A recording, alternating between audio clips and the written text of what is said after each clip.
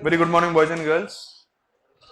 I welcome you all to yet another session of 12th standard secretarial practice. 12th standard secretarial practice के एक और session में आप सभी लोगों का स्वागत है. Happy day, happy morning to all of you. Today we are going to look into the detailed procedure regarding the issue of debentures. What I have showed you in the last sit straight. You have come in break already. What I have seen in the last issue of debentures procedure. Issue of debentures के last procedure में हमने क्या देखा है? We just saw an overview of all the 11 steps for the issue of debentures.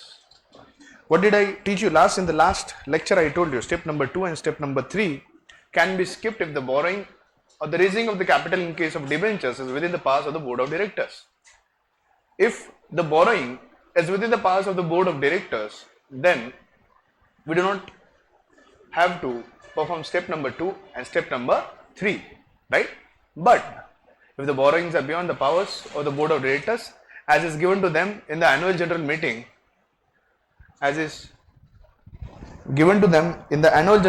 then in that case, yes. So last वाले lecture में हमने overview देखा of all the various steps of issue of debentures. Now it's time to get into detailed discussion, deep discussion of the various steps of issue of debentures. I have told you that step number 2 and step number 3 need not to be performed with the borrowing or raising of the debentures within the powers of the board of directors as given in the articles of association. If the borrowings are beyond the powers as given in the articles of association, then step number 2 and step number 3 also have to be followed. Yes or no? Right? Now let's start discussing each one of the step in detail, in depth.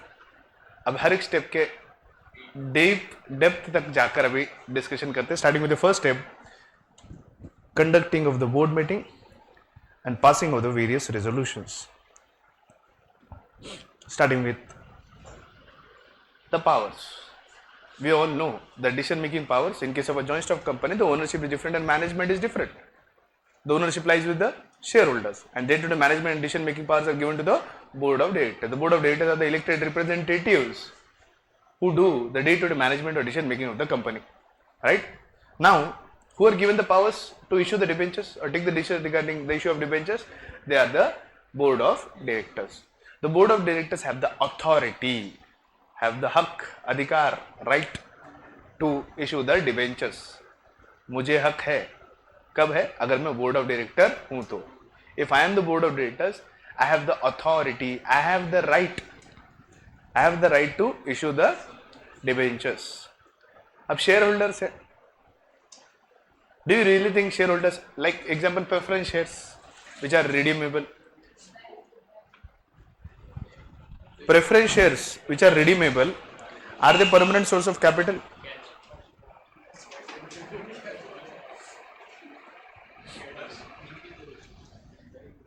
Preference shares are redeemable.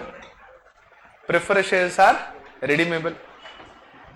And equity shares are permanent source of capital. As preference shares are redeemable, which can be redeemed, have they given same equal rights as is given to the equity shareholders? The answer is no, because they are redeemable after a time period. Preference shares are redeemable after a time period, hence they have not given me any other right as are given to the equity shareholders in case of voting rights. The preference shareholders have only those voting rights which concern them as a preference shareholder. In the same manner, when a preference share do not hold any right, do you really think a preference shareholder can vote on any of the resolutions of the annual general meeting? The answer is no. No means no. When the preference shareholder do not have any right, that means he doesn't have the authority. उसके पास हक नहीं है. मुझे हक नहीं है. Preference share holder को हक नहीं बनता. तो जब प्रेफरेंस शेयर होल्डर का हक ही नहीं बनता तो क्या ही बोले बेचारे. हक किसका है? इक्विटी शेयर होल्डर का. कहां पर बात करने का? एनुअल जनरल मीटिंग के अंदर बात करने का और वोट करने का. जब प्रेफरेंस शेयर होल्डर को ना बात करने का अधिकार है ना वोट करने का अधिकार है, so in that case they do not have the authority or the powers. Who has the authority and the power? The equity shareholders have. In the same manner, issue of debentures Is it within the powers of the members or is it within the powers of the board of directors? It is within the powers of the board of directors. So who has the right power and the authority to issue debentures? The board of directors. Does the board of directors or a director take the decision regarding issue of debentures individually, or it is to be collectively taken by the representatives, that is called as the board of directors in the board meeting? The answer is all the decisions have to be collectively taken in the board meeting itself. So शुरुआत कहाँ से होगी? पैसा borrowed capital में debentures के द्वारा race करने debentures issue करके रेस करने का ये जो डिसीजन है, ये अथॉरिटी किसे दिया गया है? Board of directors. And where is this authority mentioned? It is mentioned in the Articles of Association. So things start with the boards taking the decision regarding issue of debentures. अब board meeting के अंदर किन किन महत्वपूर्ण निर्णयों के ऊपर आना पड़ता है ताकि we can decide on the issue of debentures. Starting with the first point, amount and the types of debentures to be issued. सबसे foremost basic चीज, what are the different types of debentures? Okay, coming to different types of debentures, what are the different types of preference shares? Cumulative and non-cumulative, cumulative and non-cumulative, participating and non-participating, redeemable and non-redeemable, and irredeemable, again convertible and non-convertible. Now what are the different types of debentures? Registered bearer, convertible, non-convertible, secured, unsecured, secured, unsecured. Let's say I have taken a loan from bank for which I have given a property from Navi Peth as mortgage. So in that particular case, when I have given a property of Navi Peth Pune as mortgage, now that is a secured loan. But in the same case, when I borrow some loan from bank without giving anything in mortgage, then in that case it will be a unsecured borrowing. It will be a unsecured borrowing. Secured debentures, unsecured debentures, then redeemable, irredeemable, and हो गए 8 हुए, कब हुए 8 हो गए. Redeemable, irredeemable, secured, unsecured, convertible, non-convertible, registered bearer. Okay, registered ही है सब. रजिस्टर्ड वो है जिसके ऊपर नाम लिखा हुआ है, बस यही होना है. और बियरर मतलब बिना नाम के, बिन नाम के, ऐसे ही है bearer. So passing of resolution. Board resolution के अंदर सबसे पहले तो हमें यह तय करना है कि हमें कितने अमाउंट तक बोरोइंग करनी है by the raising of debentures, and what are the different types of debentures to be issued. How much is the amount to be raised by issue of debentures, and what is the types of the debentures to be issued, and also to be taken decision prima facie regarding what will be the different terms and conditions regarding the issue of debentures. Terms में क्या आएगा? What is the tenure of the debentures? What is the interest which is to be paid on debentures? The basic terms and conditions regarding the debenture issue. Next, approval of the prospectus or offer letter or letter of offer. जो कुछ भी जिस type की है, जितने amount के debentures, चारा ज्यादा होगा तेरे को आज, जो भी जिस टाइप के भी जितने अमाउंट के भी डिबेंचर्स हम इशू करने वाले हैं, उसके रिगार्ड्स जो कुछ भी हमें इशू करना है डिबेंचर्स इशू करने से पहले, उसके रिलेटेड कोई ऑफर या जो ऑफर हम कर रहे हैं, जो डेट सिक्योरिटी हम इशू करने वाले हैं, उसके रिलेटेड कोई इंफॉर्मेशन जो है हमें बोरो जो पैसे लेंड करते हैं लेंडर, उसे देनी होगी. And that is given with the help of a document which is called as prospectus. Prospectus is the document which contains the information regarding the company. It will contain all the information regards the debt security of the debentures to be issued by the company. So जो prospectus issue करके debentures को issue किया जाना है, उस prospectus या letter of offer या offer letter को भी हमें क्या करना पड़ेगा? बोर्ड मीटिंग के अंदर अप्रूव करना पड़ेगा. Next, approve appointment of debenture trustee and get their return consent. पहले ससुर जी से बात कर लो, उनकी रिटर्न कंसेंट ले लो. इसका मतलब क्या है? सबसे पहले ससुर जी का पता लगा लो. ससुर जी का पता लगने के बाद उनसे एक बार रिटर्न कंसेंट ले लो कि तुम गारंटी ले रहे हो कि मैं तुम्हारे घर में नई नवेली दुल्हन बन के आने वाली हूं, तुम्हारा बेटा मुझ पर किसी भी तरह का अत्याचार अन्याय नहीं करेगा. ये सारा रिटर्न कंसेंट ले लेना किसे? डिबेंचर ट्रस्टी से. So appointment of debenture trustee should be there. Appointment of debenture trustee should be well before issue of prospectus because the name of the debenture trustee has to be written in the prospectus. So appointment has to be also done in the same board meeting. If the board of meeting is taking a decision regarding issue of debentures and if the number of debenture holders is more than 500, they also have to appoint a debenture trustee. The company cannot again call again and again board meeting for each and every point. Na? One meeting for deciding the types and amounts and terms and condition, second meeting for prospectus, third meeting for appointment of debentures. पहले ही step में 6 अलग points है, 6 point के लिए 6 meeting लिए तो कब decision लेंगे, कब इशू करेंगे, कब उसके पैसा आएगा, right? So all this point have to be collectively taken care at the time of the first board meeting only, right? जो चीजें प्रोस्पेक्टस इशू करने से पहले हो जानी चाहिए या प्रोस्पेक्टस के इशू तक होने चाहिए, वो सारी चीजें इस फर्स्ट बोर्ड मीटिंग में कंप्लीट होनी चाहिए. पहला पॉइंट क्या था हमारा? Deciding on the amount and type of debentures, also deciding on the terms and condition of the debenture issue. Second point is approve the prospectus और लेटर ऑफ ऑफर और offer letter. Letter of offer letter कब आता है? जब right issue of debentures हम existing members को करते हैं. Third point, approve the appointment of debenture trustees and get their written consent. ससुर जी का रिटर्न कंसेंट ले लो और फिर ही गृह प्रवेश करना, वरना मुश्किल है. ससुर जी का रिटर्न कंसेंट नहीं है, कुछ रिटर्न में लिया नहीं और चले गए और फिर बाद में अन्याय ही अन्याय कर रहे हैं. पति परमेश्वर जीजा बहुत अन्याय कर रहे हैं. अब तुम ससुर जी को जाके झगड़ रहे हो, ऐसा कैसा तुम्हारा बेटा, कुछ बोल ही नहीं रहा, कुछ कर ही नहीं रहा, खाली ख्यालों में है.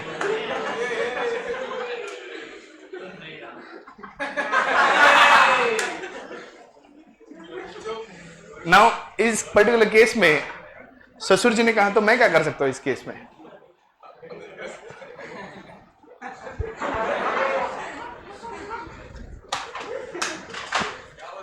कुछ नहीं, ऐसे मेरे मन में आया तो मैं बोला एक फेंक के मारो तेरे को. रिटर्न कंसेंट अगर नहीं है, अगर ससुर जी ने गारंटी नहीं ली है कि भाई हमारा जो जीजा है वो अच्छे से बिहेव करेगा, अच्छे से रहेगा, तो हमारा जीजा तो एक बार गायब होकर 10-10 दिन दिखता ही नहीं, कहाँ जाता क्या मालूम? कहाँ गए थे? कहाँ गए थे बिना बताए? कहाँ गए थे बिना बताए 10 दिन? किसके साथ गए थे? जीजा किसके साथ गए थे? बताओ जीजा किसके साथ गए थे? हमारा बजाज. बोले हमारा बजाज. बाबू इनका बजाज भी, ओ पति पत्नी और वो ओ बिना बताए गए. कहाँ गए? किसके साथ गए? So appointment of debenture trustees and getting the written consent is very important. Debenture trustee का अपॉइंटमेंट और उसका रिटन कंसेंट बहुत जरूरी है. It is very important. ससुर जी बोले मैंने कोई जिम्मेदारी नहीं ली, मुझे मालूम था मेरा बेटा.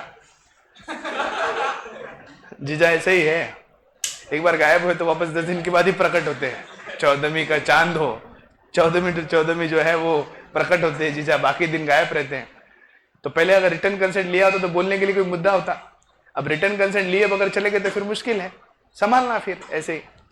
Next point, authorise the board to create a charge on the assets of the company.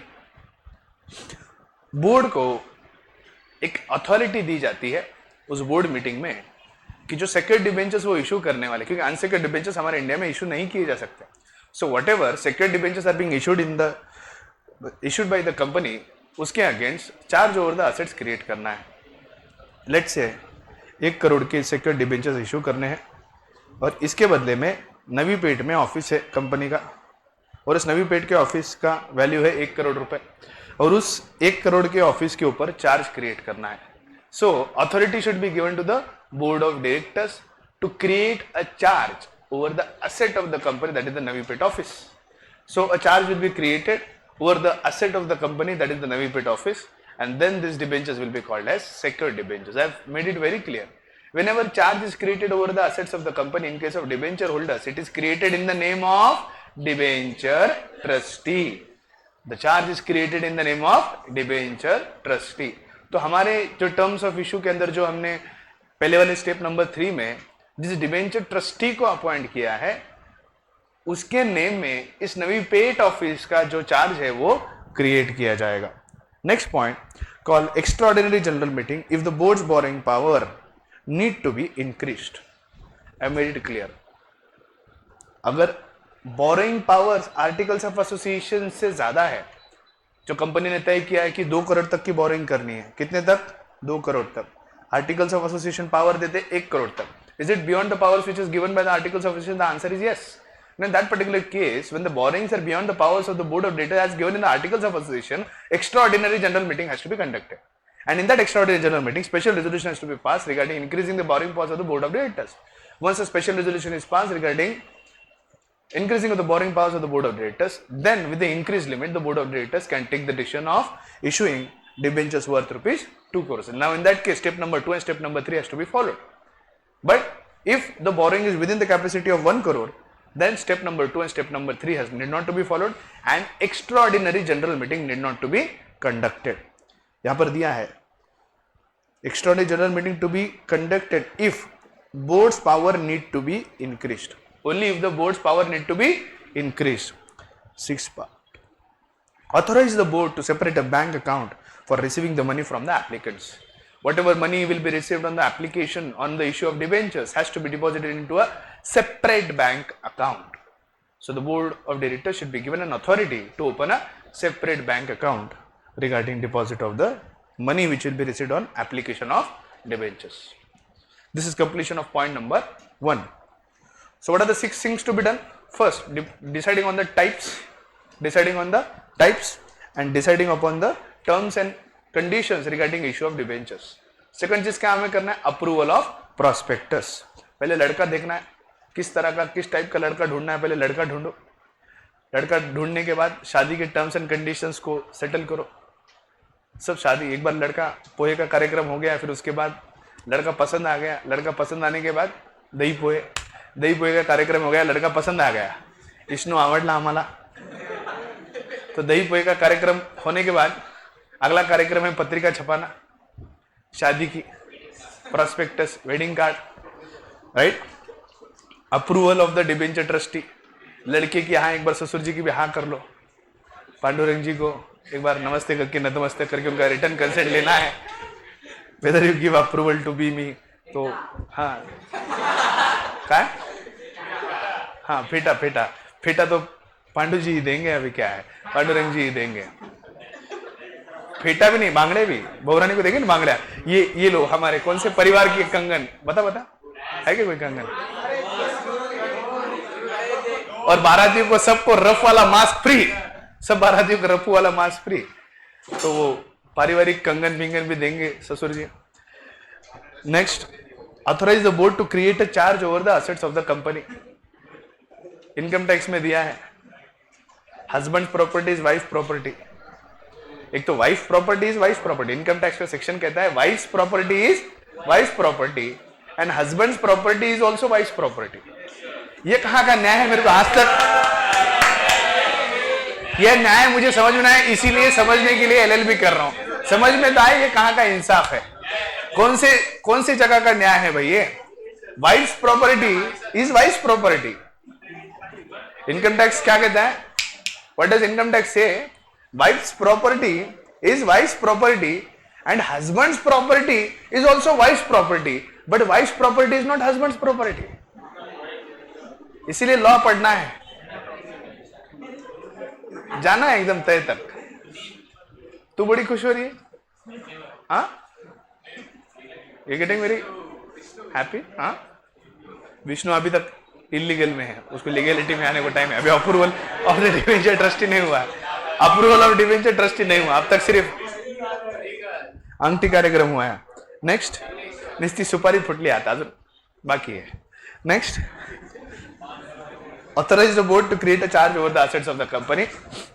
Call an extraordinary general meeting if the borrowing is beyond the powers and authorise the board to open a separate bank account. Okay. Point number 2, hold an extraordinary general meeting. सब explain काकड़े. Holding of the extraordinary general meeting is required in an emergency case. Why do we have an extraordinary general meeting? We have an extraordinary general meeting only in case of emergency. Extraordinary general meeting. Whenever there are emergency matters, in that emergency matters we need to hold extraordinary general meeting. We can not wait for the next annual general meeting to come, उतना patience नहीं है. So we conduct extraordinary general meeting to take decisions on such important and emergency matters. Oh, so ये point number two तभी applicable होगा जब borrowing is beyond the powers of the board of directors. If the borrowing powers of the board is increased, extraordinary general meeting must be held to get the shareholders approval through a special resolution. Means voting of more than 75% to be obtained.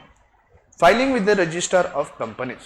Now whatever special resolution has been passed regarding increasing of the borrowing powers of the boards as is given in the articles of association in the extraordinary general meeting, the same resolutions passed by a special resolutions should be registered with the ROC. Secretary has to file the special resolution and the copy of the prospectus and offer letter with the register of companies within 30 days of the board meeting. जो कुछ भी special resolution regarding increasing borrowing powers, यहाँ पे sorry step number 3 सभी company को compulsorily perform करना पड़ेगा. सिर्फ step number 2 borrowing powers beyond है तो ही परफॉर्म करना है, वरना स्टेप नंबर 2 स्किप किया जा सकता है. लेकिन स्टेप नंबर 3 में फाइलिंग ऑफ प्रोस्पेक्टस भी दिया गया है, राइट.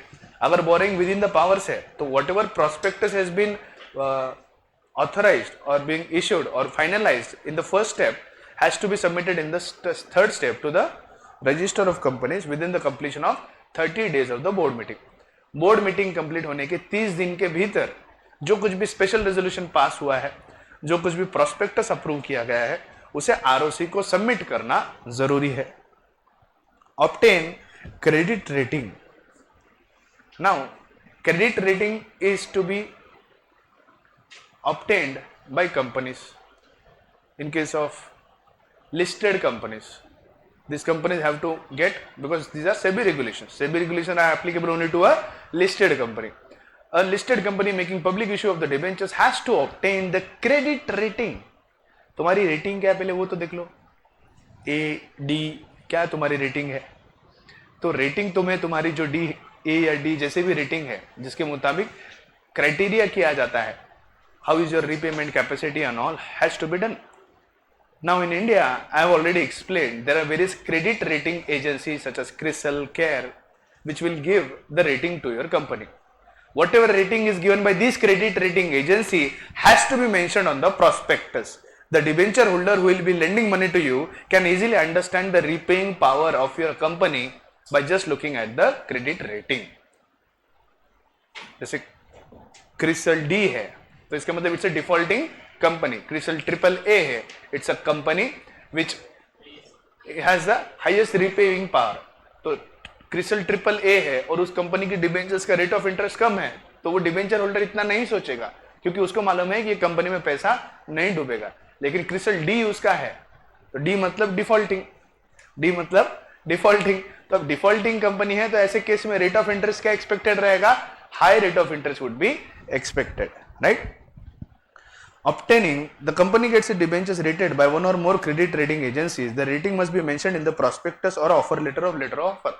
जो कुछ भी लेटर ऑफ ऑफर लेटर या प्रोस्पेक्टस इशू किया जाना है रिगार्डिंग इशू ऑफ डिबेंचर्स, उस डॉक्यूमेंट के अंदर ये क्रेडिट रेटिंग का मेंशन होना जरूरी है, कंपलसरी है, right. Enter into underwriting agreement. Minimum subscription to be received on issue of debentures is 75%. If a company fails to receive 75% of the subscription on issue of debentures, the entire issue of debentures get cancelled. In case of issue of shares, it is 90%. In case of debentures, it is 75%. To ensure the minimum subscription of 75%, a company who is not sure about the minimum subscription can enter into an underwriting agreement. Under the underwriting agreement, the underwriter takes the guarantee of minimum subscription.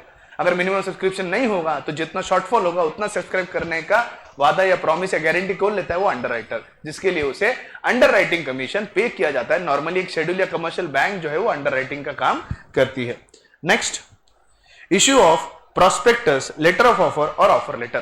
Can a company directly issue the prospectus और offer letter of offer to the debenture holders? The answer is no. To general public, no.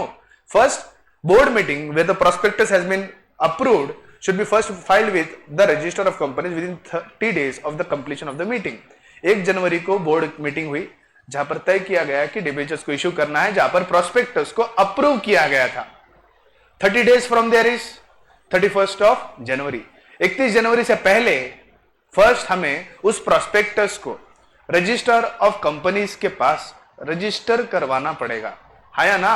Register of companies के पास register करवाना पड़ेगा। Once it is registered with the register of companies then it can be issued to general public, right?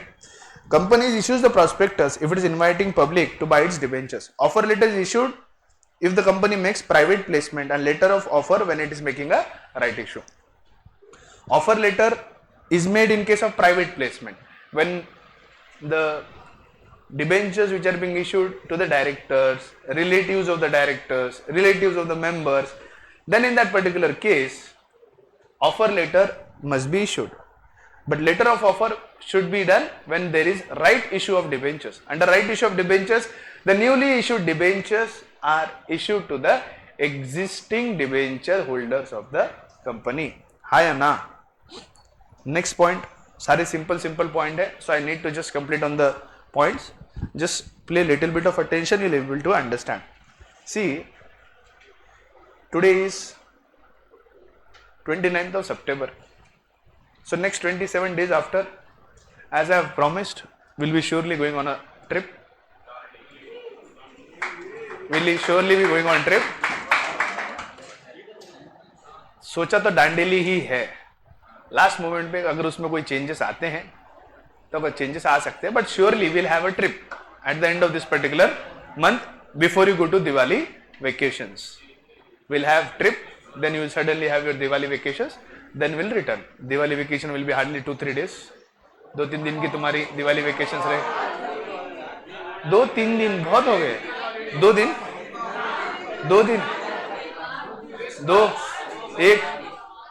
1 day. अच्छा, सिर्फ नवंबर 4 नवंबर को छुट्टी दूंगा दिवाली वाले दिन. नहीं तो आओ ना, उस दिन पे अपने यहाँ पे सुरसुरी उड़ाएंगे, ऊपर फटाके उड़ाएंगे. दिन दिन दिवाली.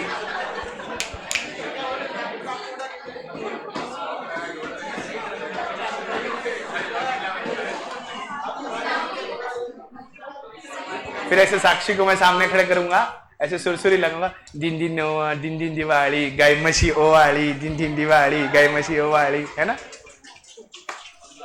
बैल भी ओवाली, साथ बैल आणि म्हैस ओवाळी, दिन दिन दिवाळी.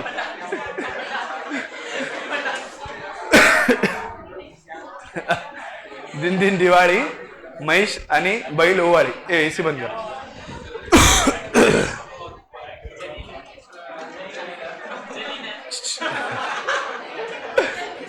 अच्छा, so at the end, soon low. At the end of this month, at the end of this month we surely have trip. पहली बार जो विद्यार्थी मुझे डायरेक्ट ट्रिप वाले दिन के पहले दिखेंगे ना, वो वेलकम नहीं है. पहली बार ट्रिप ये वाली जो है, ये सिर्फ उन्हीं स्टूडेंट्स के लिए है जो कंटिन्यूअसली हार्डवर्क करके रेगुलर क्लास करते हैं, पढ़ाई करते हैं और सभी एग्जाम्स को ठीक तरह से अपेयर करते हैं, सब चीजें कंप्लीशन करते हैं. So just for their refreshment the trip is planned. जो सिर्फ रिफ्रेशमेंट के लिए क्लास में आते हैं, ऐसे लोगों के लिए ये ट्रिप नहीं है. तो कृपया ध्यान दें, जो विद्यार्थी शुरुआत से लेकर पूरे मंथ में पंक्चुअल रहेंगे, सारी एग्जाम्स देंगे, परफॉर्म अच्छे करेंगे, उन्हीं के लिए ट्रिप है. बाद में किसी जो समझना है समझो, किसे ट्रिप पे लेके जाना है ये मेरा अधिकार होगा. I might find, you might, most of you must find bias, जो भी है. मेरा एक ही ग्राउंड है. 1 अक्टूबर में आपकी अटेंडेंस 90% रहना. अक्टूबर में लिए जाने हर एक एग्जाम आपने देना, और अक्टूबर में लिए वाले हर एक एग्जाम में आपने आपके कैपेसिटी से थोड़ा सा बेहतर परफॉर्म करना. ये चीजें मुझे जिन विद्यार्थियों में दिखेगी उन्हीं को ट्रिप में मैं लेके जाऊंगा. भले फिर 10 लोग क्यों ना हो, कोई प्रॉब्लम नहीं. हम बड़े कुछ मेरे को क्लास मालूम है 40-45 लोग रेगुलर आते हैं, सब चीजें करते हैं, तो ये चीज उनके लिए है. कुछ होनहार विद्यार्थी है जो सिर्फ ट्रिप के दिन अपना चेहरा दिखाते. तो मेरी क्लास सिर्फ ट्रिप के लिए नहीं है, समझा रहा हूँ. हमारी क्लास जो है पढ़ाई के लिए है, पढ़ाई से बाद में रिफ्रेशमेंट के लिए ट्रिप है. और जिन लोगों ने जो भी वजह से लेकर पहली ट्रिप मिस की, don't you even think of missing the second trip, because if you miss, you are missing a life time opportunity. I am telling you.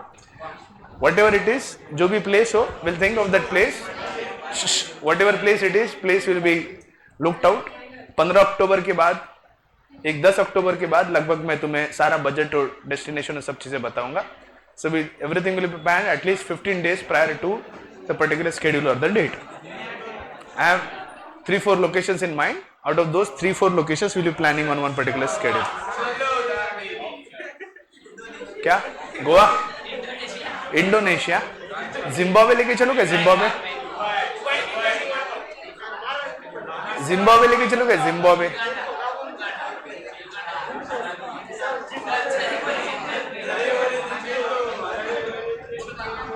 चलो चलो चलो चलो चलो. अच्छा, point number 7, please pay attention, please bear with me. Point खत्म कर. अच्छा सुनो मेरी बात अब, प्लीज.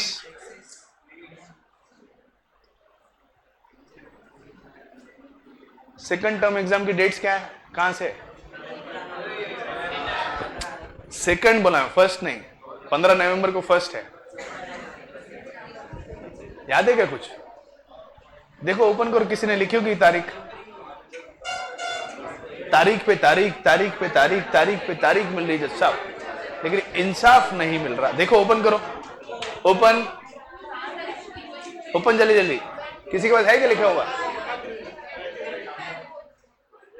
हाँ, कुछ भी मत बोलो. देखो कब बोला है. नवंबर में एक राउंड है, तो दिसंबर में राउंड है. 1 to 15 के बीच में होगा शायद. Okay, now understand please. How I am going ahead with things, need to understand before I move ahead with things. 15 नवंबर से जो 30% राउंड होने वाला है, उसका सिलेबस मैं ऑलरेडी पढ़ा चुका हूं. उसका सिलेबस मैं ऑलरेडी पढ़ा चुका हूं, राइट?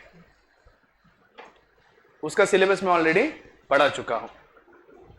अभी इस नवंबर में मेरे दोनों भी सब्जेक्ट्स के 2 या 3 टॉपिक मैं कंप्लीट करूंगा.